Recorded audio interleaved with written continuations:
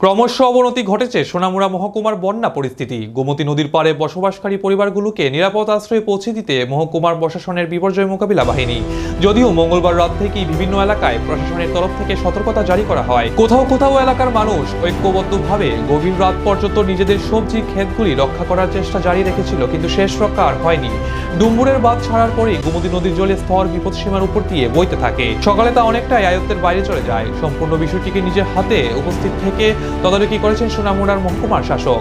বিভিন্ন সরকারি হাউস খোলা হয়েছে। যখনই কোনো খবর আসছে তখনই সেই স্থানে যাচ্ছে মহকুমার প্রশাসনের দুর্যোগ মোকাবিলা বাহিনী। চালানো হচ্ছে উদ্ধার কাজ।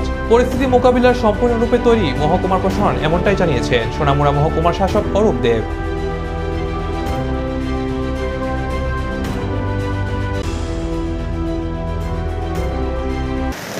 এর মধ্যে এখান থেকে আমাদের সিভিল ডিফেন্স ভলেন্টিয়াররা তারা কিছু মানুষকে এখান থেকে রেস্কিউ করে এনেছে।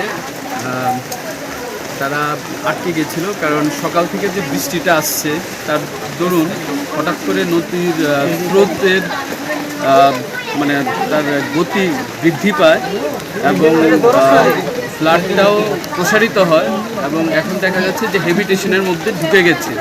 কালকে রাত্রে পর্যন্ত সেটা ঢুকেনি, কিন্তু এখন দেখা যাচ্ছে যে মানুষের বসতি স্থানেও সেটা ঢুকে গেছে। তা আমাদের SDRF team, civil defence, red cross যারাই আছে, স্বেচ্ছাসেবীরা সবাই এবং এসডিএম অফিসের স্টাফরা সামগ্রিকভাবে আমরা সেটা মোকাবেলা করছি। আমরা সবাই তৈরি আছি। আশা করছি আমাদের অসুবিধা হবে না। যারা শেল্টার হাউসে যাবে তাদের খাওয়া দাওয়ার সব কিছু আমরা দেখাশোনা করব, এর জন্য কোনো অসুবিধা হবে না। এবং ডিস্ট্রিক্ট অ্যাডমিনিস্ট্রেশনের সঙ্গেও আমরা সম্পূর্ণরূপে যোগাযোগ রেখে সবটা চলছি। স্যার, এখানে কি হেল্পলাইন নাম্বার কিছু আছে, মানে তারা এরকম পরিস্থিতি মোকাবেলা করবে? হেল্পলাইন তো আমাদের যে নাম্বারগুলি আছে, আমাদের এসডিএম অফিসের নাম্বার, টেলিফোন নাম্বার, সেটাই আমাদের হেল্পলাইন। স্যার, এ পর্যন্ত কতজন শরণার্থী হয়েছে?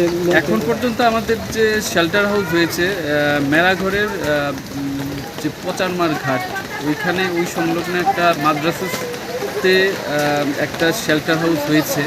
গতকাল রাতেই তারা একটা ফ্যামিলি ওইখানে উঠে এসেছে। স্যার, সার্বিক পরিস্থিতি মহকুমার? সার্বিক পরিস্থিতি এখন অবধি খুবই সিরিয়াস। আমরা সম্পূর্ণভাবে তৈরি আছি। যেহেতু আজকে সকাল থেকে আবার বৃষ্টিটা আসছে, তার জন্যই মানে আমাদের অবস্থাটা আরেকটু মানে জটিল করে তুলেছে। তো যাই হোক, আমরা সামগ্রিকভাবে সেটা আমরা চেষ্টা করছি মোকাবেলা করতে। ঠিক আছে।